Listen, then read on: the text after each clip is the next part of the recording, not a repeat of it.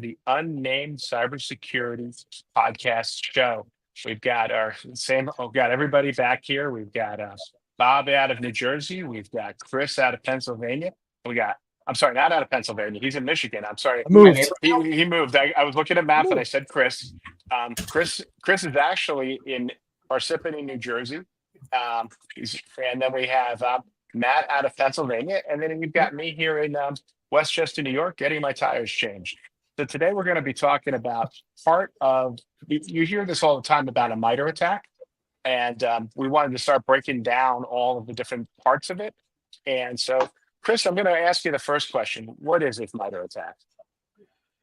It's really just a framework that kind of covers and it tracks like how hackers, what tactics and techniques they use to actually gain access to networks. It's like an entire attack life cycle. So what we're doing today is CISA from the US government released a report on risk assessments for last year.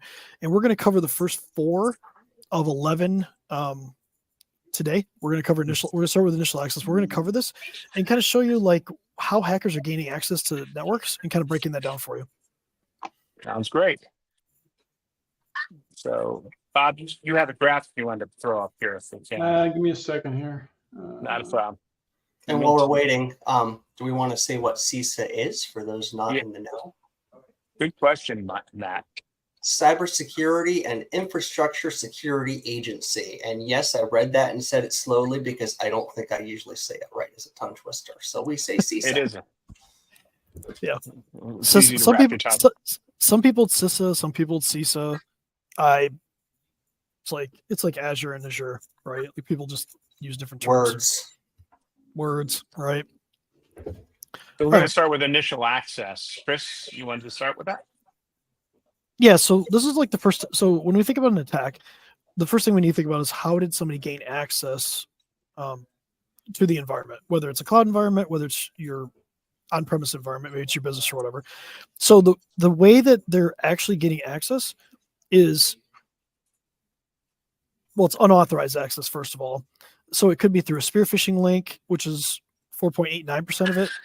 But what scares me out of all this is 42.28% were just valid accounts, which means they got access by just logging in. So it's some service that a company just has broadcast on the internet and they didn't have to hack anything. They either bought the accounts or somebody gave them up in a phishing email, but they just logged in. Wow. So where would they go to buy these accounts? Well, I have a marketplace on the dark. I mean, no, I don't have a marketplace on the dark web, but there are marketplaces on the dark web where you can they're called initial access brokers, and they sell access into corporations, but they also sell access into small businesses. I saw one a couple weeks ago. It was for a health firm. They had 12 employees, and they were selling access into it. Wow. They had working credentials, and they even had the VPN set up that you can just log into it. Incredible. Yeah. Wild. Simple username and passwords, right?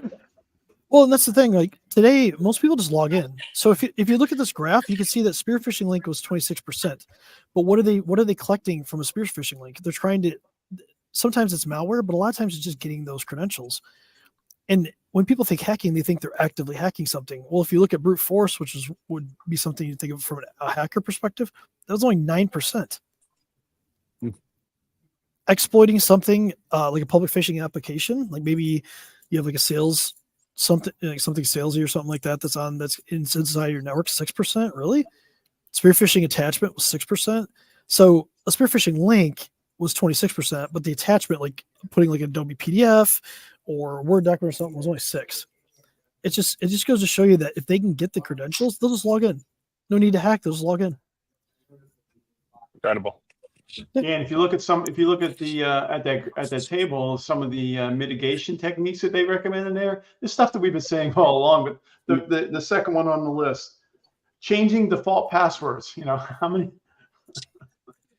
Admin. Yeah. Admin password. Trails out. Admin password. Yeah. 1, 2, 3, 4, admin 5. blank password. Admin blank password. Don't forget that one. Yeah. That's a good one. My favorite is password said backwards. Trails out. let's move on to execution. That's the next phase in the attack framework. So once they gain initial access to your network or cloud application or whatever, what are they going to do?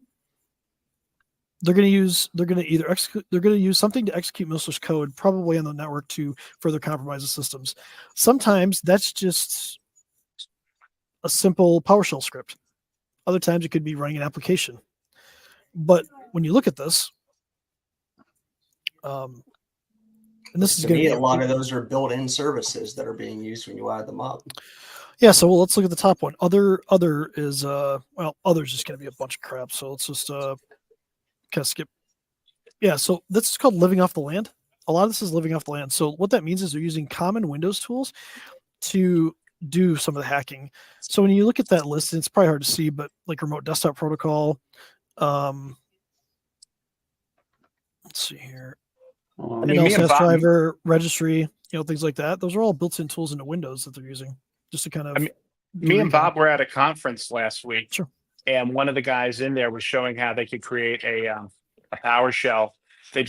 Through ChatGPT, you just say, "Write me that PowerShell." So you're really not needing the bad guy to really be a computer expert anymore. Yeah, I like how control panel items was 7%. They opened control panel.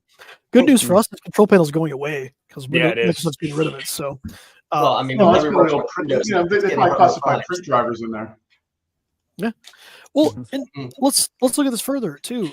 A lot of people think it's always the user problem. Well, user execution was 10% of it, but think about it. Of all the execution techniques that were successful, only 10% of them was a user actually executing something.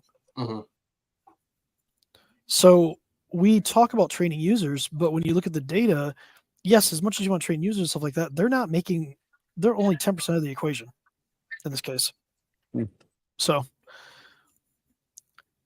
and look at the hardware and software approval process. I love that one so much. How many times have you guys went to a company and you're like, you really should have a standard for what software gets loaded on computers, and they just look at you like you're crazy.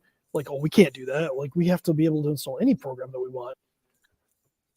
At any time. Lord have mercy. Yeah. This is one of the reasons why you don't want that. Just saying. It's one of those things where you just got to be careful. I just that. spent a little time in the South on a little short vacation, and I learned that if you're one of the ones that allows anything get installed for any user, they would just say "bless your heart" about that. Yes. Bless your heart. Just that backhanded comment of that's We're not gonna- a good policy. I think we should leave that one alone. Bless your heart, Matt. Moving on. It needs blessing. That's the Southern version of the New York Go F. Mhm. Ooh. It's just a little more under the Carl standard. Kinder, it's nicer, it's softer. It's softer. That's a good way to put it. So if we recap real quick, we got initial access, so somebody's already in there. What are they executing now on the devices, whether it's malware or whether it's something that's just built in? And does anybody want to guess what comes next? What are they trying to do next? They're going to explore. They're going to look for I stuff. want to put up my tent and stay for a while. Yeah, Exactly. They want to gain persistence. Let's move on to persistence. I want the Ooh. user to invite their friends. This is like your in-law that comes to your house and just won't leave. So, or family member, pick a family member. So the idea behind a threat actor is once they get a hold of your network, they want to maintain persistence. They want to have a foothold. So just in case you reboot your computer, they don't want to lose access. Just in case you do something, they don't want to lose access. So they're going to change, they might change credentials. They might modify configuration files. They can do a ton of stuff. And they're also going to monitor and manipulate reports so that they kind of try to remain undetected because they don't want you to know that they're there, right? That's the whole thing. Look at what 42% of persistence is. It goes back to initial access. They just have a valid account. Straight up. They have persistence through a valid account. Nobody was checking. And then, 14%, obviously, they do some hidden folder shenanigans. I really wonder what percentage of that valid accounts is accounts they created as backup access for themselves or just continuing to use credentials they found. That's probably part of it, too detailed. Part of it could be just pulling the hash from That's true. like an administrator and then making other accounts. So they can make accounts to maintain that persistence.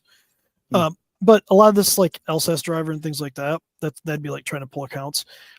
a lot of this is going to be tied to the malware, where it's just hidden, it's running in the background. Some of this could be like a legitimate application. Like I've seen AnyDesk deployed, so AnyDesk can be deployed to, they can maintain persistence through like AnyDesk, like which is like a remote access tool. So like TeamViewer and things like that. Like if it's legitimate, it's on a system. Most of the time, people aren't going to notice it. You might not even notice that, like especially if it existed before. So we got to be very careful about being able to detect this stuff. So we've covered initial access, we've covered execution, we covered persistence a little bit because they don't want to leave. To Bob's point, they set up camp and they don't want to leave. Like I said, much like in-laws, like family, things like that. So then after that, so I'm in, I have a valid account, I have malware, I have persistence. What am I going to try to do now? Look for goodies. Now the fun stuff begins, right? I'm going to buy more land. I'm going to land expand, right? Yep. So now we're trying to privilege escalate. And this is where they're like, maybe you have it at, maybe the way that they got access to your account is through like a standard user account, not an administrator. They're going to do things like through Windows built-in tools like exploits and things like that. They're going to try to get that standard user to an administrator.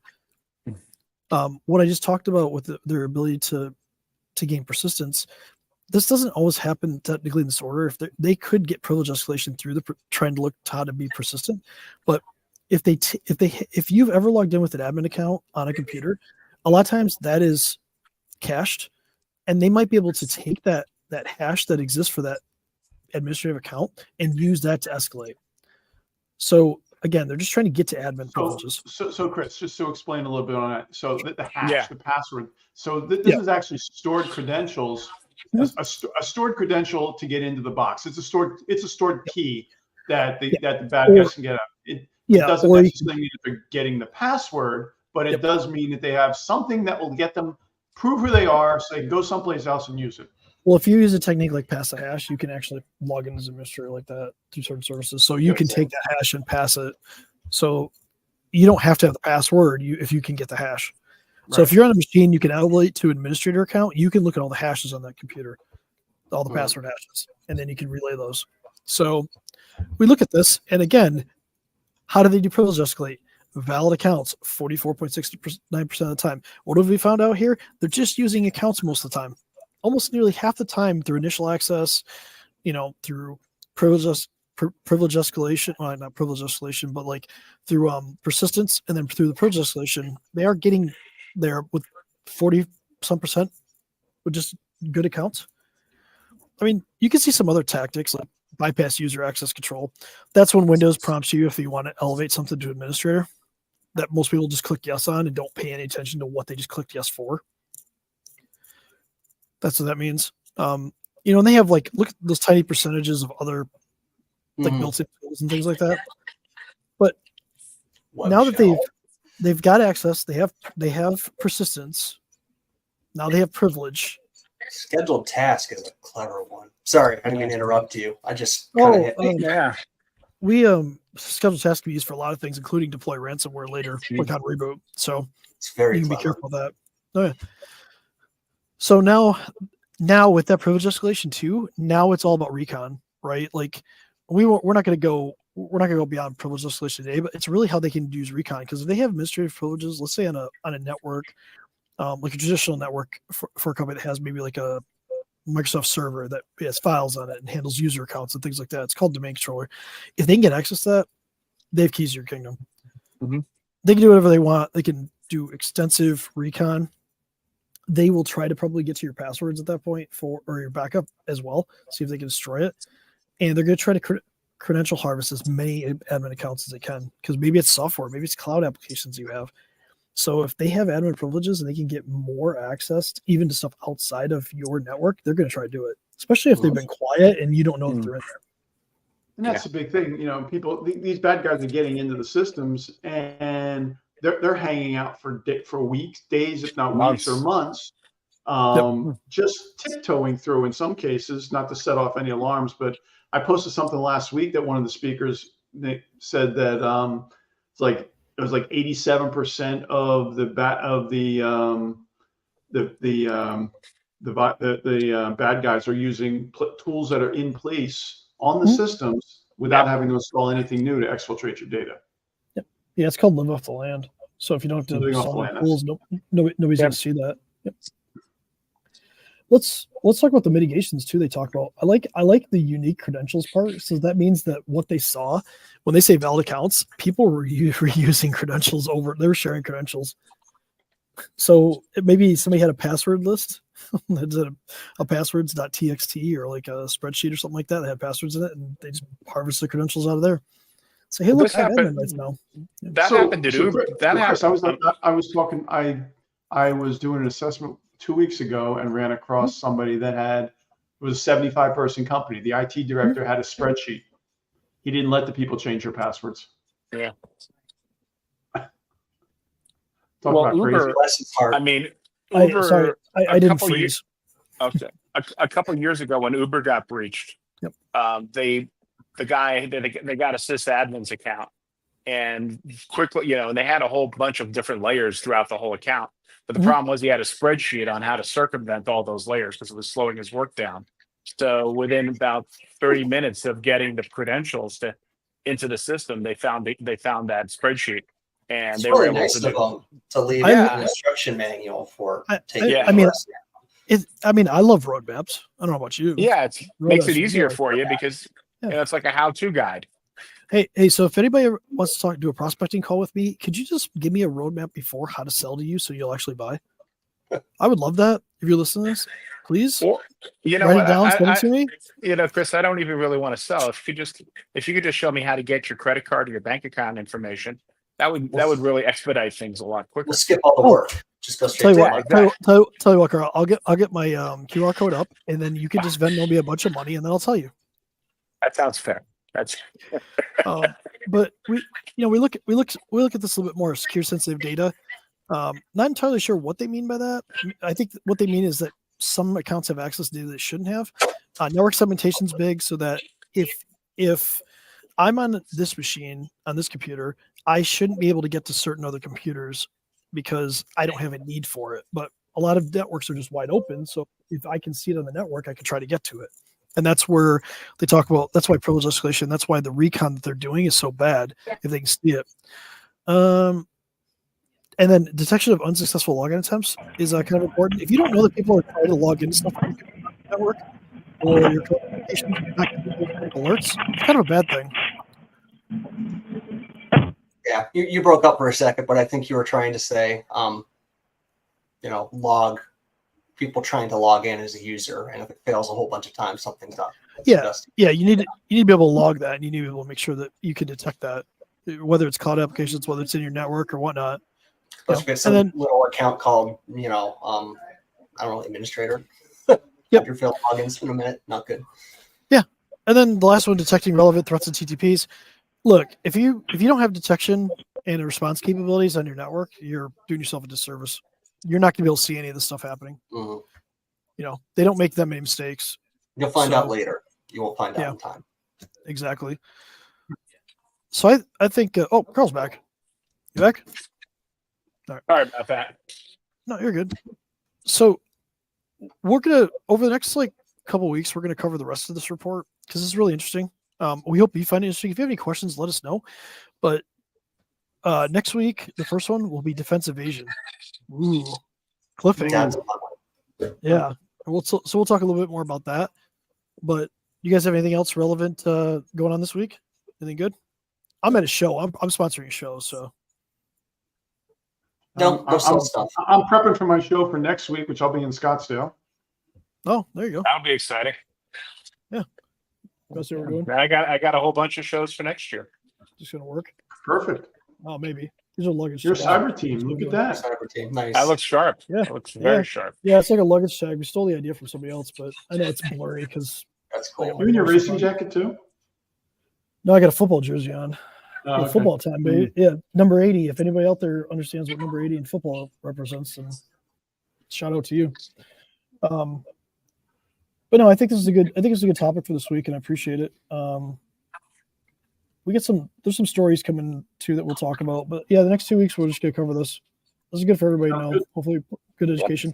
Drop us a follow, like it, share it with a colleague, share it with a friend. Matt Loved doesn't one? have any friends, so he can't share it, but it's fine. True. Very low. I have my Sure. dog down here I was gonna say share it with a pet. Yeah. sometimes. I met a little Chihuahua mix here called Spreadsheet Sherman. So shout out to him if he sees it. He's cute. Yeah, he was fun. But hey guys, I could bring the pack over to your event if you want to get some people in your booth. Take all You know 3 what? dogs. I want to see how that you goes. know what? 2 weeks ago, Bob and I were at an event that had a French bulldog, a little Frenchie at the table, and they were pulling some good leads. I think that's the move. I think I need a dog, a service dog I can bring, because I can't bring Riley. He'd be like chasing people and herding them all over this place. It'd be a catastrophe. It'd be funny, but it'd be a catastrophe. So That'd be my dog All right, and guys. Tara too. All right. Talk to you guys next week. All right. talk to you guys next week. Have a good week. Talk to you guys. All right.